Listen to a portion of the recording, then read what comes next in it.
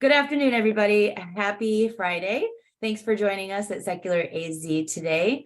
And if you'd like, please put your name in the chat, maybe where you're from, what brought you here today, etc. We'd love to hear from you. If you're on Facebook, you can do the same. We are a nonprofit organization focused on protecting the Constitution and the separation of church and state for over a decade.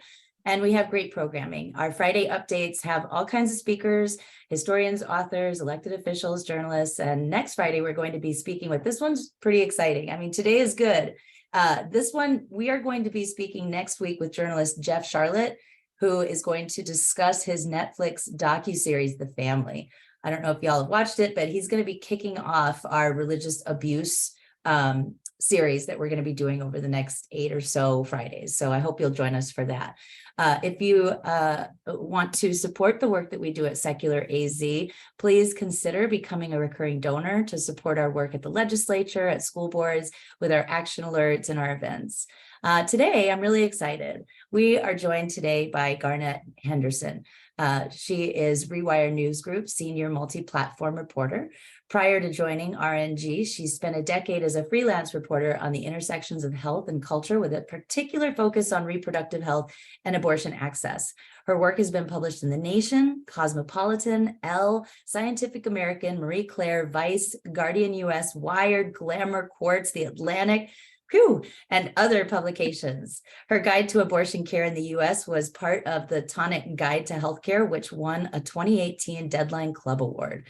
In 2020, Garnet created Access, a podcast about abortion, which she hosts and produces as a solo project. In 2022, she was one of the inaugural grantees of the International Women's Media Foundation's Reproductive Rights Reporting Fund for a project that was co-published in The Nation and on Access. She was born and raised in Jackson, Wyoming. She's a graduate of Columbia University cum laude and has lived in New York City. Oh, there it is right there, since 2009. So welcome, Garnet. Is there anything that I missed in your very impressive bio? Thank you. Thanks so much for having me. And no, I think you covered it all. And I appreciate that. So I'm going to go ahead and start sharing my screen, I think, just to get my slides up. So okay, hopefully everybody can see my screen now. And I'm just gonna move my notes out of the way. There we go. All right. So yes, as you just heard in my intro, I am the Senior Multiplatform Reporter at Rewire News Group. And before that, I was a freelancer. So when I came on staff at Rewire full-time, which was just back in February, I was chatting with my editors about what the first stories would be that I might work on. And we had a package coming up that was titled Panic at the Pharmacy, because Rewire, in addition to our content that goes up on the website regularly, like any other publication, we have quarterly, we're calling them issues. So the idea is that it's like a digital magazine where all the articles are organized around one particular theme. And so the first one that I was on staff for was this package, Panic at the Pharmacy, which was going to be all about contraception and the abortion pill. Extremely prescient of my editors to choose that topic, because as I'm sure you're all aware, the abortion pill in particular has been very much in the news. We are probably going to hear from the Supreme Court today on that, perhaps even during this presentation. So one of the things my boss, Jess, pointed out was that she had noticed this big trend of content on Instagram and TikTok promoting traditional gender roles, and traditional, by which I really mean conservative and Christian family values. And she noticed that a lot of those influencers were also posting really negative things about birth control, presenting birth control as something that is dangerous. And she had also noticed a lot of overlap with really similar content coming out of the digital wellness space. And I had noticed that too, because actually, as a freelance journalist, for a long time, I supplemented my income as a personal trainer. So I know a lot of people who work in fitness and in quote unquote wellness. And I had noticed a lot of them sharing this really negative anti-birth control content. I had noticed all these same trends, and it's something I really wanted to dive into. And so that became the piece that I contributed to our package Panic at the Pharmacy, and that's what I'm going to be talking about today. So feel free to drop any questions that you have in the chat, and I'll address them as I go, or happy to take more questions at the end as well. I wanted to start with a few definitions because the terms misinformation and disinformation are often used interchangeably, but they do actually mean different things. So misinformation is information that is false, but not necessarily intended to mislead or cause harm. And so people who don't know that the information they're sharing is false often spread it in an attempt to be helpful. And I think I've seen a lot of that when it comes to this online misinformation about birth control. Disinformation, on the other hand, is false information that's deliberately created or disseminated with the express purpose of causing harm or manipulating people, getting people to do something or change some kind of behavior, or just change the way they think about things. And producers of disinformation typically have political, financial, psychological, or social motivations. But part of the reason these terms get used interchangeably so often is that they can overlap a lot. So I think a great example of that we're probably all very familiar with right now is the lie that the 2020 election was stolen. Right? That lie was initiated by people like Donald Trump and his cronies who had a vested interest in making people think that that election was not free and fair. And a lot of other Republicans have actively embraced that as well, either because they want to stay in good with Donald Trump or because they've realized it can benefit them in various ways. But then you have a lot of people who have heard that from sources that they consider to be authorities, for example, Fox News, which just admitted to lying about some of the voting systems used in that election. And so they heard that on the news and they think it's true. And so they're telling people that because they think they're sharing important information and they don't realize they're actually sharing something that they don't all realize, I should say, that they're sharing something that actually started out as disinformation. So, many people have noticed, and you may have as well, that there is a huge trad wife or traditional wife trend on social media, particularly on TikTok, although you'll also see this on Instagram as well. And this is content that's created by mostly quite young and mostly white Christian women who are creating content about traditional marriage and family values and really glorifying it, romanticizing it. And not only that, but they're really presenting submissiveness as an essential attribute of womanhood. So not only should you be submissive to your husband if you're a woman, but there's really a suggestion that you are not a woman or you're not a real woman if you aren't submissive. And some of this, a lot of people have pointed out, really doesn't seem entirely serious. Some of it definitely seems kink related. So I am going to show you one of those videos. It's not overtly sexual, just so you know. And I hope the screen share is going to cooperate with me on this.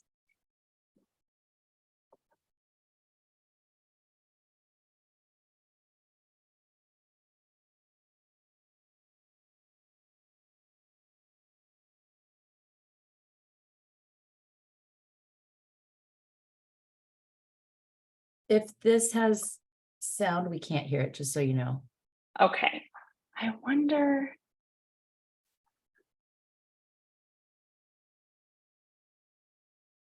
Well, I mean, there are captions on there, so we can read.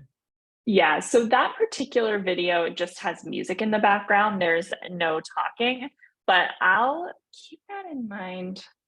I think, hold on, I think I can.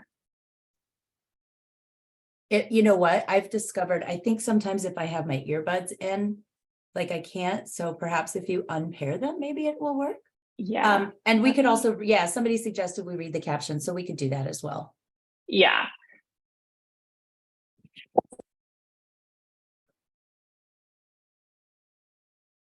Okay. Hang on, folks. Let's see if unpairing the headphones will work. Let's see if this works. Yeah, I mean, this one just has music, like I said, so you're not missing much, but let's see if it works for the other videos. Okay. Now we can hear. So it says, my future daughter will never see her mother struggle. She will see me glowing, peaceful, happy, and taken care of by her father. She will be raised and nurtured by me, her mother, while her father works. She will have warm, home-cooked meals on the table after school. Her mother will never miss a dance practice nor recital. I paused that one for you to finish reading. Thanks. I'm pretty fast. I can do it. That was good. But the sound worked on that one. Yeah, it's a little garbled, but yeah, it works. Yeah. Zoom can be so funny with the screen share. So I wish it did better at that, but I'll keep that in mind so I can make sure to Sure. talk for other videos that don't. Okay. Where you're not getting the good sound. So what you saw in that video, it is, I mean, I said it's not overtly sexual, but it is pretty highly sexualized, right? It's this video of a very glamorous looking woman. You can see a lot of cleavage there. So a lot of people have pointed to this particular person, this particular influencer, as someone who is, yeah, she's posting all this trad wife content, but it seems kind of like a kink related thing and not like a super earnest thing. But there are other creators that are really, really very earnest. So here's an example of one of those. This is one of the most popular quote unquote trad wife content creators on TikTok. You can be content with the simple things in life. You can find joy in the mundane. You can love the prospect of spending your best years tucked away at home, raising babies and minding house. You can love the responsibility that comes with stewarding over little souls and loving your husband well. You might hear that you were made for more, or you're wasting your talents, or my favorite, that won't fulfill you. But no matter how many people tell you such things, that doesn't make it true. Is there no joy to be found in a loving home? Is there no honor in focusing on your family? Is there no reward in raising children well? There is nothing more valuable than being present with my family. No amount of money, luxury goods, or worldly success will fulfill me like following the Lord's perfect plan, being in fellowship with him and cherishing the blessings he has given me. Nothing else will ever compare. So how well did you guys hear the sound on that one? The sound was great. And here's my one takeaway here, because I love my KitchenAid mixer because it needs the dough for you. Why is she needing the dough when there's a KitchenAid mixer right there? It's almost like you could have this luxury, but you're going to do this by hand because your only job is to be a good wife and mother. You know, like that's my takeaway. So there's another one from her, and I hope you'll get the sound from this as well, because this ties all of her entire aesthetic, because you're right, she's hand kneading dough, and I make sourdough bread as well, so I do some of these same activities in my home, although with very different philosophy in mind, I guess. But you'll notice with this particular creator, she wears these long kind of prairie dresses. It's a very almost twee version of this kind of content, I would say, sort of a twee or almost like cutesy traditional aesthetic. So let's see this one. Can you explain twee real quick though? What is that? What was that? Twee. What do you mean when you say twee? Oh, like cutesy. Gotcha. Okay, thanks. Yeah. It's a naive sort of feminism that insists that women prove their ability to do all the things that men do. This is a distortion and a travesty. Men have never sought to prove that they can do all the things women do. Why subject women to purely masculine criteria?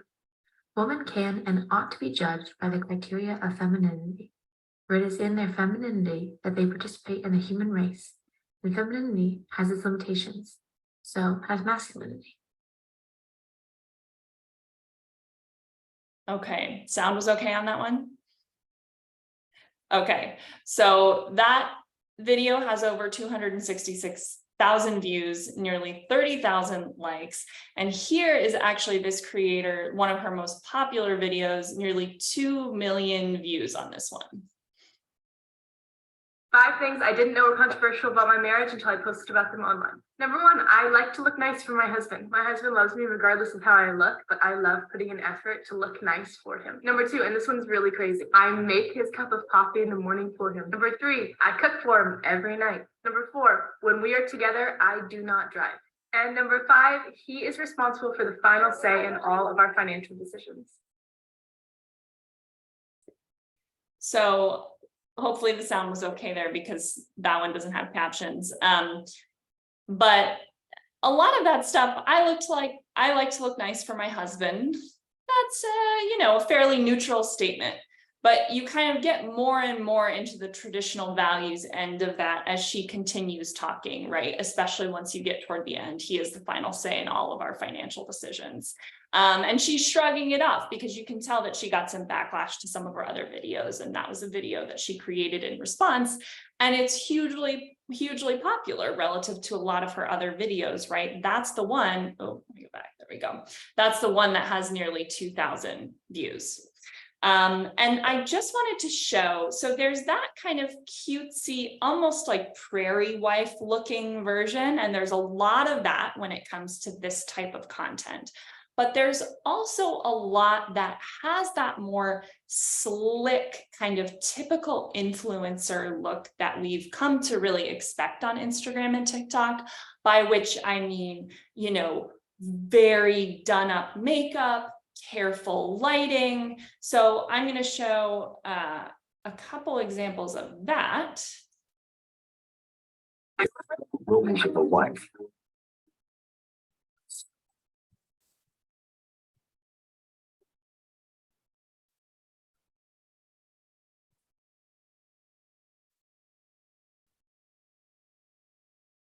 Okay, so there she's actually referencing Bible verses, right, about the role of women and the role of the wife, but it's in a format that so many TikTok videos and Instagram reels are. It's music, she's pointing at the text. It's not a lot of, well, in the case of this video, it's no talking, right?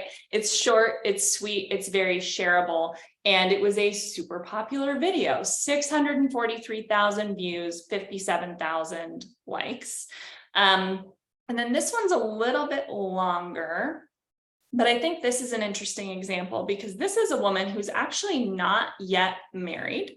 And she's already talking about having this kind of relationship with a significant other.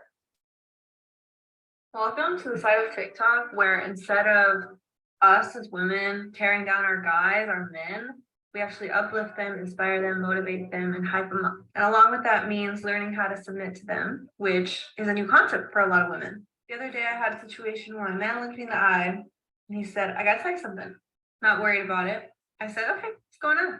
He goes, there's something on your Instagram that I wonder if you would take it down. And without hesitation, I said, yes, of course. What are we talking about? So I pulled my Instagram, he showed me what it was, and of my own free will, I decided to delete like 7 to 8 to 10 different posts. The thing about social media is it's such a big representation of us as people, whether you're a man or a woman, but you want to be a good representation of your partner. And I found that the person that I've evolved into, the woman that I've evolved into, is wanting to be seen as a wife and as a mother, because I'm not those things yet, but I'm working on it. And if he has a problem or an issue or any type of hesitation towards the way I represent myself on social media, I have no doubt that what he's doing is leading me in the right direction because I chose a man to lead me, not for me to lead him. That last thing she said, I chose a man for him to lead me, not for me to lead him. Right. So I thought that video was really interesting because she's actually presenting something that can be healthy in a relationship, which is conflict resolution, right? Having a problem and talking about it. She presented this example of what I would consider to be control, as if it was some kind of conflict resolution, if that makes sense. And again, she's talking about being submissive and being led by a man as being a really essential part of her womanhood. Like the first thing, I just have to interject here, like, Sure. I just think about, domestic abuse and how if you're involved in an abusive relationship, whether it's emotionally, verbally, or physically, sexually, or financially abusive, like this checks all the boxes, and there's gaslighting and there's narcissistic, it's just, it's really, really, really gross. And yeah, like Lindsay said, it's grooming for domestic violence. That's what they're doing to make it seem to these young girls from the time they're born. It's purity culture, oh, horrible. Yeah. So what a lot of these influencers also are doing is talking about birth control being bad, being dangerous, and also interfering with those natural attributes of a woman, that natural femininity.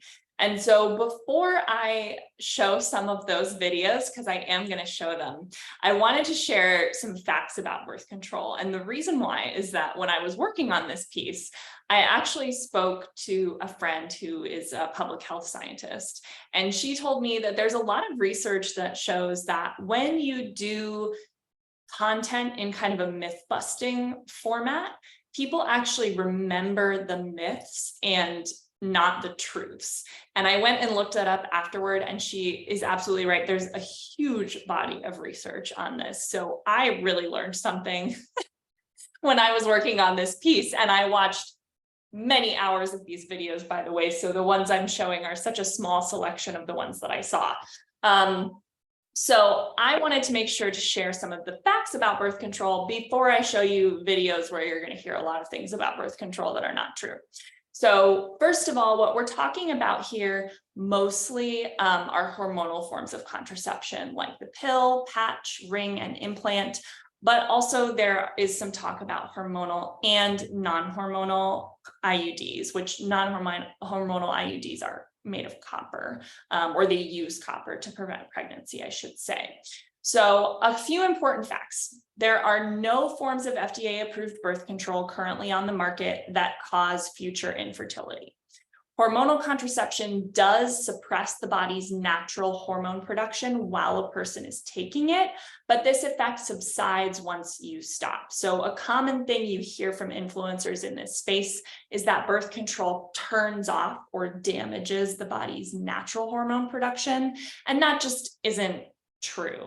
It's a temporary suppression that comes back after you stop, though I will say, depending on what birth control method you're using, it can take a little bit longer for people to start ovulating regularly again once they come off. And that is part of what makes people think that birth control has caused infertility, when in fact it has not. Some studies do find that hormonal birth control may increase the risk of breast cancer. That is true. However, the birth control pill substantially decreases the risk of ovarian, endometrial, and colorectal cancers, which I'll note are all harder to diagnose and screen for those types of cancers than breast cancer. And so hormonal contraceptive users actually have a lower risk of cancer overall than people who do not use hormonal contraception. And those protective effects against some cancers appear, based on the current research, to last for decades, whereas that slight increased risk of breast cancer subsides pretty rapidly. So you hear this risk of breast cancer mentioned a lot, but not in a way that is accurate or consistent with the science. A few more facts: birth control does not change who you're attracted to. The claim that it does featured really prominently in the Ricky Lake documentary, The Business of Birth Control. It's another huge one on social media. Some studies did reach this conclusion, but they were very flawed. They used really small sample sizes and looked at women who were taking birth control when they met their husbands and then went off birth control at a certain point. And they measured how attractive those women rated their husbands' faces to be. But the thing is, there are a lot of reasons why someone might find their partner less attractive over the course of a long-term relationship, right? Like getting bored. Sorry to anyone here who's in a long-term relationship. And also because often the reason why married people stop using birth control is because they're having children. So it's certainly easy for me to imagine that after having 1 or 2 kids, a woman might find her husband's face a little less attractive. The small amounts of copper your body absorbs from a copper IUD are totally safe. Lots of influencers claim that the copper IUD causes copper toxicity, which is absolutely not true. The copper is only a risk for people with extremely rare diseases like Wilson's disease, which is a condition that causes your body to retain copper. And finally, no, birth control is not a big pharma conspiracy. And this is one that I really understand is tempting to believe, because the pharmaceutical industry is everybody's favorite boogeyman, usually for good reason. However, the truth is, when we're talking about birth control, that contraceptive research actually lags because big pharma does not spend money on it.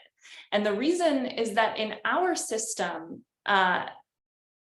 the US drug approval and regulation system really requires a pharmaceutical company to take products, drugs, and devices over the finish line. So government funding funds a lot of research for all new drugs, and especially for new contraceptive methods.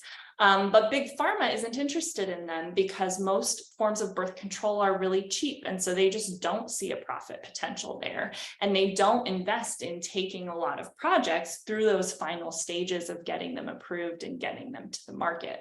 So actually, if big pharma really cared about birth control, we'd have a lot more birth control options, and we'd probably have better birth control.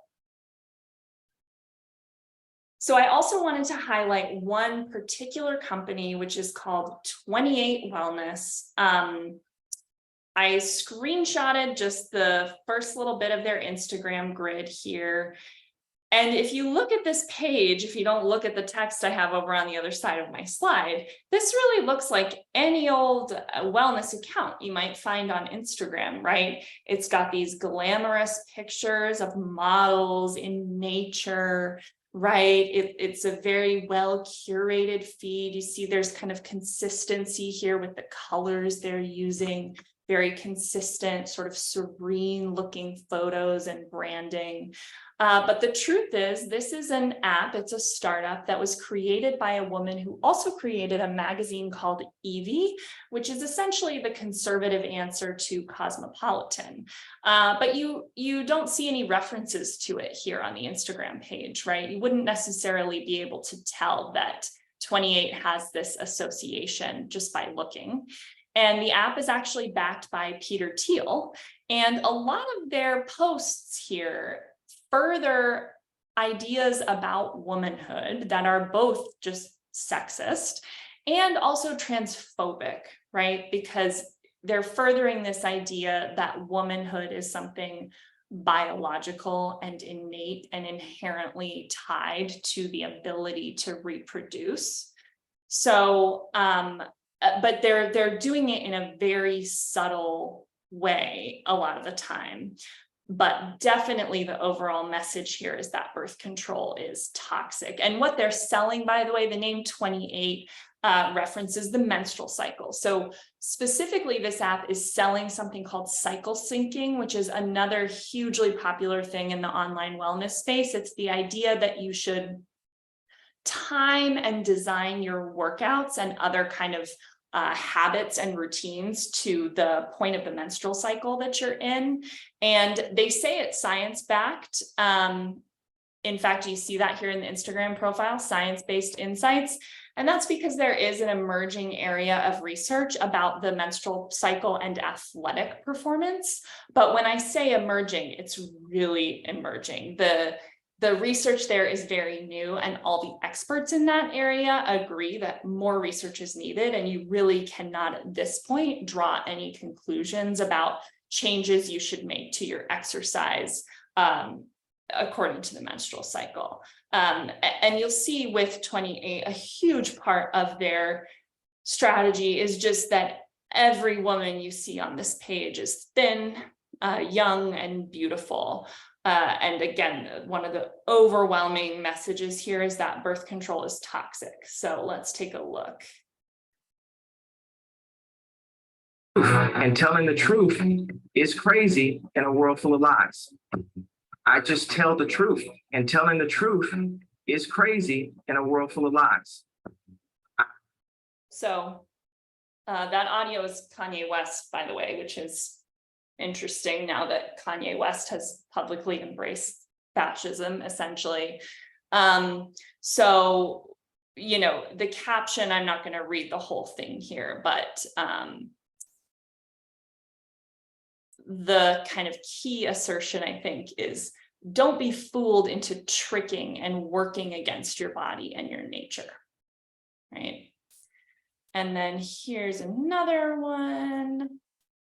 For the girlies who want to tap into their divine feminine energy, there's a free app called 28, and it helps you optimize your life. And they're launching a new feature called Even Star. It's kind of like a horoscope for your mood, body, work, and relationships, except instead of astrology, it's based on the hormonal fluctuations of your menstrual cycle. Here are some of the things that you can expect from 28. You can use your cycle to harness your unique biochemistry and optimize your life. Helps you tap into your feminine energy with self-care rituals that will help you fully embrace your divine essence. Lastly, you can instantly improve and optimize your mental health with science-proven practices. So if you've been wanting to step into your feminine energy, this is your sign. This video is for the girl. Okay. So that one I think is interesting because they're saying that you can't fully embrace your divine feminine energy, your full womanhood, unless you have a quote unquote natural menstrual cycle, meaning one that is not mediated by birth control, mediated or changed or affected by hormonal birth control. So pretty much all of these influencers are promoting what they typically refer to as natural birth control. And scientists would call these typically fertility awareness-based methods, or FABMs. So that's what I'm going to say. And FABM is an umbrella term including a really wide range of methods. And all these methods are intended to help their users identify the days of their menstrual cycle on which sex is most likely to lead to pregnancy. So this can include the tracking of the menstrual cycle on a calendar, aka the rhythm method. But there are lots of other FABMs that include using biomarkers, so using data from your body, such as basal body temperature, cervical mucus or cervical discharge, and urinary hormones, which if you've ever purchased an ovulation test, for example, that was a urine test, that's what those tests look for, as a hormone in your urine that signals ovulation. So FABMs are completely legitimate, and they can be quite effective when they're used properly. But there are a lot of different methods, and there are huge differences between methods. And you really need a lot of information in order to use these methods effectively and well. And influencers are really overstating their effectiveness with typical use, meaning like in the real world when your life can kind of get in the way, and they're dramatically oversimplifying them. They're just making it seem like it's so much easier to do this, when in fact, this is a very involved method of contraception if it's the one that you choose. So I made this graphic as big as I can on my screen, but I do have the link to it that I'd be happy to drop into the chat in case you want to look at it on your own computer. Let me see if I can do it. And I don't know how to say your name, Joran. I see your hand up. If you could maybe type your question in the chat, that would be great. Yeah, so I just dropped, I think successfully, the link to this chart in the chat if you want to look at it on your own screen, because I know I'm looking at this on a big monitor right now, and I know that if you're on a laptop screen, it's probably still pretty small. So for this article, I interviewed, and also if you look at it on your computer, the graphic is interactive, so you can click on the different sections of it, which I just have the still version right here. So I interviewed a researcher named Chelsea Polis for this article, who is an amazing expert in the field of contraceptive research. She has researched all different methods of contraception. When I say expert, truly one of the leading experts in the United States, in the world, on contraceptive research. And she is one of the few people who does really rigorous work looking into these fertility awareness-based methods. And so she and her colleagues a couple of years ago did this big review where they gathered all of the studies that they could find, all the scientific peer-reviewed studies of different fertility awareness-based methods, to try and get an overall picture of how effective are these different methods. And it's worth noting that they didn't find any studies that they considered to be high quality. They only were able to find studies that they considered to be moderate quality. So that's a big caveat here. And then what they did is they analyzed all those studies. And as you can see from this chart, it's expressed in terms of the failure rate, right? So instead of the way we often talk about birth control, like 99% effective, this is the percentage of the time that it's going to fail. And as you can see, some of these methods really are quite effective on this chart. They are, and you can see down at the bottom, it's compared to long-acting reversible contraception. So that's IUD and the implant, vasectomy, tubal ligation, and then the combined contraceptive pill. So you can see that a lot of these methods really are comparable to those very effective methods of contraception. But again, there's a big caveat, which is that they're really effective in the populations that they were studied in. And a lot of these studies recruited people who were already using these methods, who were really invested in it and passionate about it.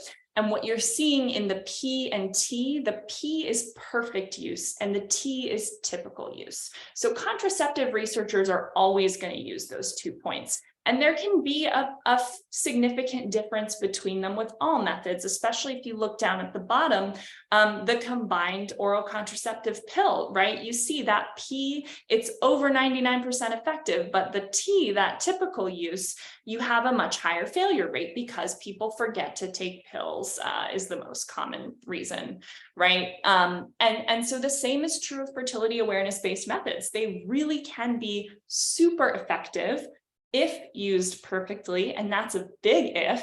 And then you can see with some of the fertility awareness-based methods, the gap between that P and T, the perfect and typical use, is big. Like especially in this purple section, the Billings ovulation method, look at how large that interval is around the typical use, right? So that if somebody is a proponent of that method and they're telling people, oh yeah, it's up almost 98% effective, talking about that perfect use, look at the typical use rate, right? You could have almost a 35% failure rate potentially with that method, which is extremely different from what you're being told if somebody tells you, oh yeah, a study found that it's 99% effective. Well, and I think too about purity culture. Oh gosh, Hemant Mehta on Twitter posts her all the time. There's something wife, I can't remember, but she's like this, perfect wife in the eyes of evangelical Christians. You have to submit to your husband. That's your role. She talks about it all the time, how she, even if she doesn't feel like having sex, she has to do it because she has to submit to her husband. So the P goes right out the window because the husband in their eyes gets to dictate his needs whenever he wants them, and the wife has to submit. So, yeah. Right, because of course, using these methods well or perfectly would mean that once you've identified those days that sex is most likely to lead to pregnancy, you either have to not have sex on those days, which is a very difficult way to use birth control, or you can use another method of protection like a condom. But again, especially when we're talking about Christians, in a lot of Christian communities, condom use is actively discouraged. So that's another issue. And in fact, you do hear a lot of influencers say natural family planning or fertility awareness-based birth control is 99% effective. And it's because they are referencing, according to Chelsea Polis, this researcher I spoke with,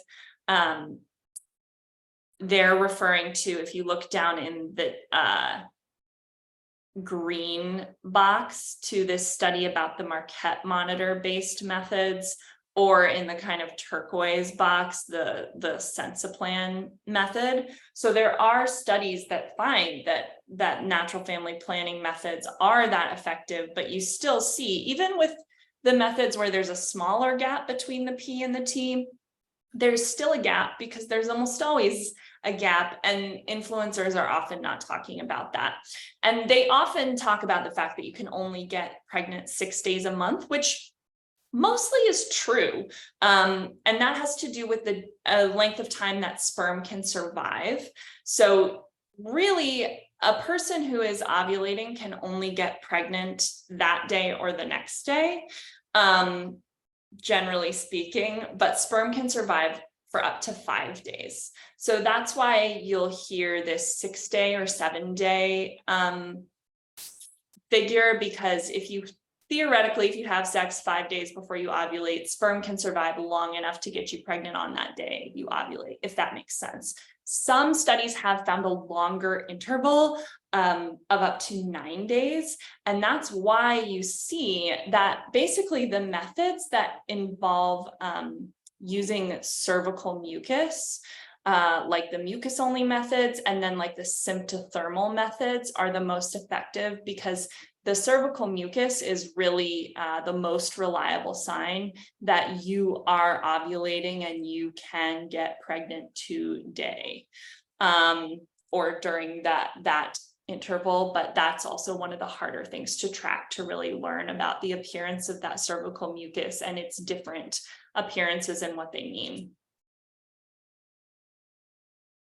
So, following the money, contrary to the claim that it's hormonal birth control that is the money-making conspiracy, most of these natural birth control influencers are in fact the ones who are selling something. So a lot of them are selling hormone balancing or cycle syncing classes and resources. That is especially what you see on the wellness side of the spectrum. So the people who do not have an expressly Christian background or approach, but come from that more fitness and wellness space, are usually selling some kind of class or something. A lot of them are being paid to advertise the Natural Cycles app, which is actually FDA cleared as a method of contraception, but it is controversial because a lot of experts think that a lot of the Natural Cycles advertising has overstated how effective it is, and again, kind of fails to capture that gap between perfect and typical use. And then many of these influencers are selling a thermometer called the Daisy. So I want to show you a couple videos of that.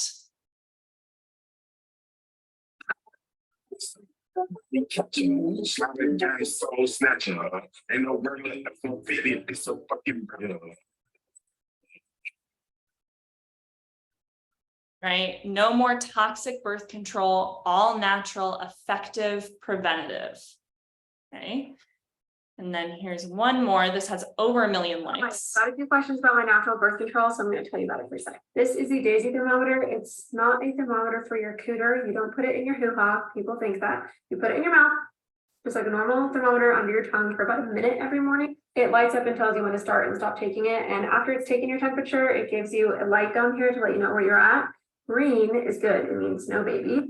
orangey yellow color means be careful, and the red means absolutely no go, use protection and do something else unless you want a baby. It even has a purple, which lets you know that you're starting your period that day, and I've actually really liked that. I don't have to guess what day it's coming, it lets me know. Everything syncs to an app on your phone that breaks down a lot more details about your cycle, which has been really cool to learn about my body. It did take about 2 to 3 months of taking my temperature every single morning before it knew my cycle enough that I could like actually rely on it. There's no hormones involved whatsoever, it's the best part. And I've used it for a little over 1.5 years. I've had no babies, so either this works really well or I'm infertile. So look, I mean, that influencer is a little bit more reasonable than some, right? I mean, she made a joke there at the end, either it works really well or I'm infertile. But what's important to note about the Daisy is just the way, again, that it overstates the simplicity, right? You heard her say, when it lights up green, that means you're good to go, no babies. But actually, the fertility awareness-based methods that rely only on basal body temperature, so only on you taking and tracking your temperature every day, are among the less effective ones. And the more effective methods are the ones where you combine that with other information, for example, like cervical mucus. But you heard nothing about that in the video. It makes it seem very black and white. You're good to go, it's a safe day, or it's not. So the maker of Daisy actually sued the scientist I interviewed for this article, Chelsea Polis, a couple of years ago, for first privately and directly expressing her concerns about their marketing to the company. And then she criticized them publicly after they refused to change things. In particular, at the time, they were claiming that their product is as effective as the copper IUD. And ultimately, Chelsea won after a multi-year legal battle. And Daisy has since tweaked its marketing language a tiny bit, but in ways that aren't really legible to the average consumer. So now they say the device is 99% accurate instead of 99% effective. So to a scientist, those are really different words, right? Accurate means how accurate the thermometer is. Effective means how effective the method is at preventing you from becoming pregnant. Those are two very different things. A lot of the influencers in this space talk about having negative experiences with medical providers. And it's absolutely true that the medical field has historically been unfairly skeptical of fertility awareness-based methods and has pushed patients toward methods that they see as more effective, like the pill, like the IUD, the implant. And especially for people of color and disabled people, the history and especially in the case of disabled people, the present reality of eugenics and forced sterilization leads a lot of people to have a really valid mistrust of the medical system in general, and especially when it comes to fertility and contraception. And in general, young women, all women, but especially young women, have experiences of being not listened to, distrusted, or otherwise dismissed or gaslit by doctors. So there was a Kaiser Family Foundation survey in 2022 that found that nearly half of the young women they spoke with reported having at least one type of negative interaction with a healthcare provider in the previous year. And I spoke with an OBGYN as well for the article who said that, a lot of factors go into choosing a method of birth control, and people deserve to choose based on what they want. And people aren't only considering how effective a method is at preventing pregnancy. They are considering things like side effects, like ease of use or convenience, sometimes privacy, right? Some people, again, especially if we're talking about people in kind of controlling or abusive situations, a lot of people need a method of birth control that their partner won't notice.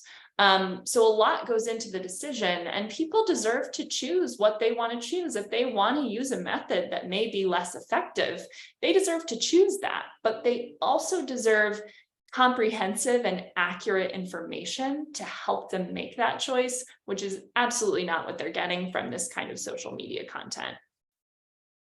And physicians are targets of disinformation in this area too. So there's an organization called the Fertility Appreciation Collaborative to Teach the Science, or FACTS. And they have education programs for physicians to learn supposedly the best science on fertility awareness-based methods, but they have connections to the anti-abortion think tank, the Charlotte Lozier Institute, and other major anti-abortion groups. So again, when we think back to the concept of disinformation and people who have a vested interest in spreading information that might not be true, anti-abortion groups certainly fall under that heading. So, you know, the experts I spoke with said that medical providers really do need to learn more about fertility awareness-based methods from good sources, and they need to learn to better validate their patients' needs and feelings and concerns around contraceptive while sharing that good, high-quality information with them. And the fact that that is not happening in our medical system allows mis and disinformation to really flourish. And again, I think that comes in multiple forms. So we have conservative groups that are waging an explicit and all-out war against access to abortion right now. And contraceptives are next on their hit list. And so I think an example of that is Alex Clark, who works for the conservative organization Turning Point USA. She's got a podcast called The Spillover. And on TikTok, one of the top hits, if you search birth control, is a clip from her podcast. So she's the host, and it's her guest who's going to be speaking for most of the clip. So hopefully you guys will be able to hear it. This is the juiciest scoop that I think has ever been said on this podcast. We're put on the pill to prevent something that can only happen 3 to 5 days out of every woman's month. Most doctors will say women don't have the capacity to learn about their body. We need to medicate them with the pill. Are your hormones permanently affected by being on birth control for so long? Or once you fully detox from birth control, can you be back to normal? A copper IUD does not have hormones. However, it has copper and it inflames the uterus and can cause certain issues. Every medication has risk, and every medication has side effects. Live now as if you would if you found out you're pregnant. What things would you eat? What personal care products would you take? Get the crap out of your personal care products, the toxins and things like that. Making these steps now will be the foundation for balancing your hormones. Any personal care product that you use, if you look on the back of the ingredient label and it says the word fragrance or parfum, do not use it. The exposures that we have as women impact our baby's development in utero. So when I was pregnant with my baby girl, anything I was exposed to impacted her, and her eggs, meaning my grandchildren, were being impacted by what I was being exposed to when I was pregnant. There's a few root causes of miscarriages, and some of them can be worsened by the pill. Is hormonal birth control to blame for the rise in infertility problems?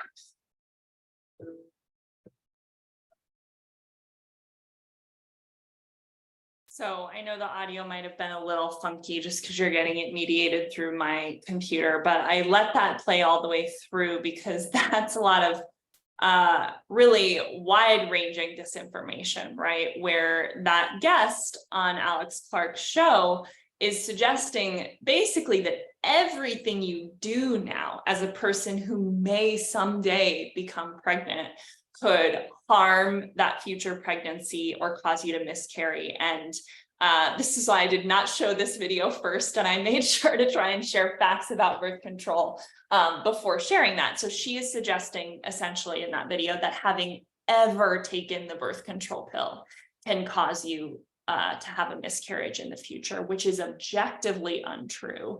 But that is very scary to hear if you're somebody for whom, you know, becoming pregnant and becoming a parent is really important. And even though these people are not presenting themselves really as medical authorities, that's a high production value clip, right? It's very high gloss. They seem very knowledgeable. They're pretty good at talking the talk. And then this last one I want to show, I think, is a really interesting example because this is one of these wellness influencers. So not conservative, or at least not explicitly so. And you'll notice, I hope, based on the information I shared, that she's saying a lot of things that are half true, that are kind of true, but she's twisting a lot of the information in a way that is meant to convince you not to use hormonal birth control. So here's this video. Oops. Wow. Sorry. Where is my slide? Okay. What's a scam that's become so normalized that we don't even realize it's a scam anymore? The overprescription of hormonal birth control. Before I explain why, I want to be clear that it is essential that we have access to hormonal birth control, but unfortunately, most women are not given informed consent when they go on it. So here's why it's a scam. First of all, you're only fertile for about 6 days out of your cycle. If you understand your body and track it properly, only ever using the symptothermal method, you can very effectively and naturally avoid pregnancy. Hormonal birth control also does not balance your hormones and give you a regular cycle. It suppresses your symptoms, and the period that you're experiencing on hormonal birth control is actually a withdrawal bleed, not a true period. In most cases, menstrual-related issues like PMS, acne, PCOS, etc., can be fully repaired, if not very well managed, through the right nutrition and lifestyle protocol. So if we can avoid pregnancy naturally and manage menstrual-related issues naturally, why are we pumping ourselves full of synthetic hormones? That is, a group 1 carcinogen, disrupts your microbiome, depletes nutrients, and can cause tons of negative symptoms. So that video I think is so interesting because a lot of the things that she is saying are objectively true. It is true, for example, that if you're taking the birth control pill and you have what seems like a period, it's not actually a real period because you haven't ovulated. That is called a withdrawal bleed. That's a medical fact. It is a fact, as I shared earlier, that there can be a slightly increased risk of breast cancer taking the birth control pill. But as I also shared, the overall risk of cancer is lower, right? And the risk of breast cancer subsides once you stop taking the birth control pill. So I think that video is such an interesting example because she's saying a lot of things that actually are true, but then especially getting toward the end, she kind of funnels it all into an argument that makes birth control sound scary and dangerous, right? When in fact, it is something that for many reasons might be the best method of contraception for you. And also the thing she says in the video that is objectively not true is that things like PCOS can be, which stands for polycystic ovary syndrome, can be completely managed with diet and lifestyle, which is for most people not true who have PCOS. And PCOS actually can cause fertility issues, unlike hormonal birth control. So I thought that one's a really interesting blend of true information that kind of gets twisted into misinformation. So what is all of this about? For conservatives, it's about reinforcing traditional gender roles and encouraging a return to a Christian conservative traditional family structure. It's also very transphobic, right? That tying of womanhood to biology and the ability to reproduce. Obviously, the focus on submissiveness is sexist, but a lot of the stuff about reproduction and fertility is also very transphobic. And I think it's really important not to lose sight of that right now, as conservatives also are trying to essentially, push transgender people out of existence. And it's also about making limits on access to abortion and then birth control seem reasonable, right? Framing it as a safety issue, which anti-abortion groups have long been doing with abortion. The lawsuit that the Supreme Court may have ruled on while I was talking, the anti-abortion group that brought that is arguing that mifepristone, one of the drugs used for medication abortion, is dangerous, right? That is their key argument, which also is disinformation, by the way. And for wellness influencers, there is significant overlap with the anti-vax movement. There are a lot of conservative Christians in the anti-vax movement as well, but I think most people know now that a lot of people kind of navigated into that anti-vax world through the wellness world. And that is very much the same with this anti-birth control content. In fact, a lot of these influencers are sharing, if not full-on anti-vax, kind of vaccine skeptical content. And a lot of them are participating in this conservative disinformation campaign unwittingly. I do think they're engaging in misinformation. They're sharing information that they think is helpful because they think it's true. And they don't know that they're repeating talking points that came from big conservative groups like Turning Point USA.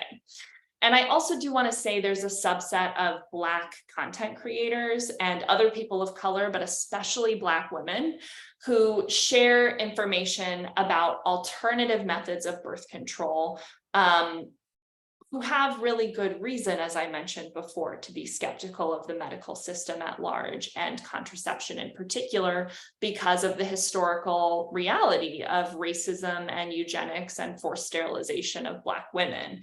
So there's also kind of an interesting intersection there, where there is a subset of Black women who are creating this kind of anti-birth control content, but they actually are coming at it from a very different perspective.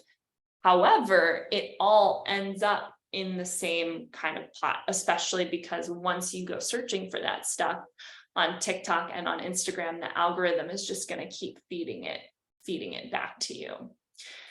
So that's all from me. And I would love to know if folks have any questions, but I just threw up my Twitter and Instagram handle and Rewire's Twitter and Instagram handle so that you can follow us if you want. And then this link down here at the bottom will take you to our total Panic at the Pharmacy package, that whole group of articles. I would really recommend reading them all, not just mine. It was a really great digital issue that we put together.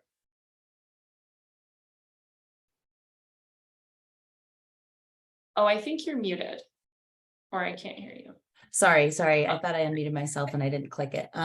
Yeah, mostly just comments. Donna pointed out that she wasn't able to get a tubal ligation until she was 36 because doctors were like, well, you still might want to have children. And she's like, no, I don't. But a friend of hers in their 20s who is a man had no problem getting a vasectomy. So there's that double standard. And also I wanted to just bring up, but we are at 102, which is fine for me. And so please feel free to stay on, the rest of you, but I know everybody often does this during their lunch break. So I actually used to, in 100 years ago, I was a certified breastfeeding counselor and worked closely with midwives and lactation consultants. And,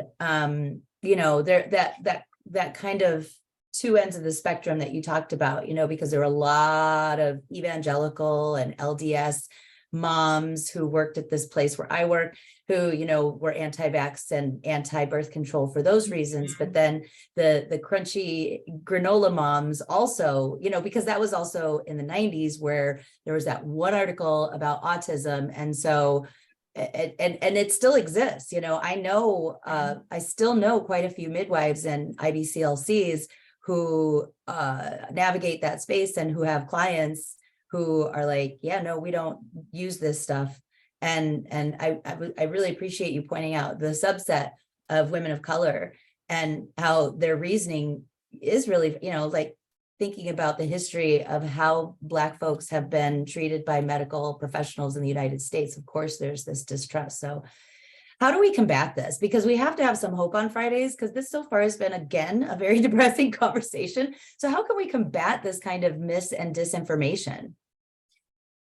I think that, like I said, healthcare providers have a lot of responsibility here, because I do think that, especially when as I said earlier, when people are making a lot of decisions, people are making decisions about birth control, a lot goes into that.